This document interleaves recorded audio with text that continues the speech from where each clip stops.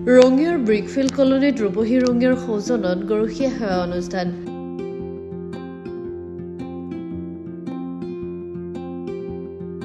ৰঙিয়াৰ ব্ৰিকফিল্ড কলনীত ৰূপহী ৰঙিয়াৰ সৌজন্যত আয়োজিত গৰখীয়া সেৱা অনুষ্ঠান এক বিশেষ আকৰ্ষণ হৈ পৰিছে।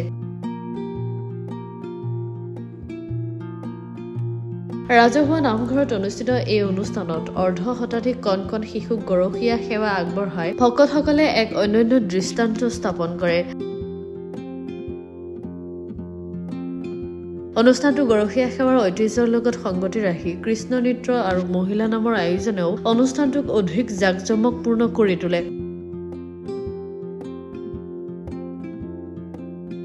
গৰখীয়া সেৱা যি আজিৰ সমাজৰ পৰা হেৰুৱাই গৈছে তাক পুনৰ উজ্জীৱিত কৰি তোলাৰ এই প্ৰচেষ্টাক ৰঙিয়া ৰাইজে অভিনন্দন জনায়।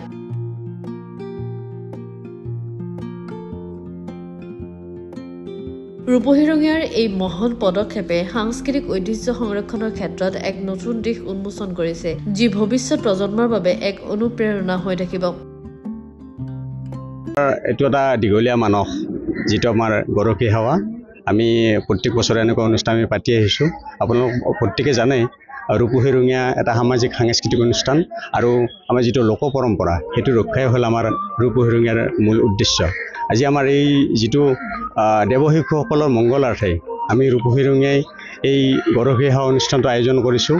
তাত আমাৰ সমূহ ৰঙিয়াবাসীৰ আশীৰ্বাদ আছে, সমূহ ব্ৰিকফিল্ড কলনীবাসীৰ আমাৰ ইয়াতে অৰিহণা আছে, সহযোগিতা আছে আৰু সেই সকলোকে লৈ পেলাই আমাৰ এই অনুষ্ঠানটো আমি আয়োজন কৰিছোঁ।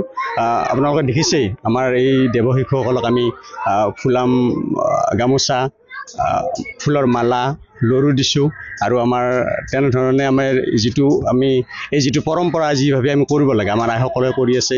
আমাৰ আদৰণীয় সমিতি আমাৰ অনিল বৰাদেৱ আছে, সকলোৱে এই ক্ষেত্ৰত আমাক সহযোগিতা কৰিছে। আমাৰ ভাল লাগিছে আৰু তেখেতসকলেও আমি ৰূপহী ৰঙিয়াৰ তৰফৰ পৰা অশেষ অভিনন্দন জ্ঞাপন কৰিছোঁ।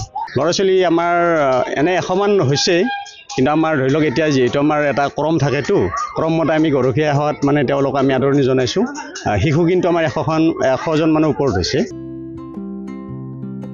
ৰঙিয়াৰ পৰা ইন্দ্ৰাজালি ৰিপৰ্ট, গ্লোবেল NE 24/7।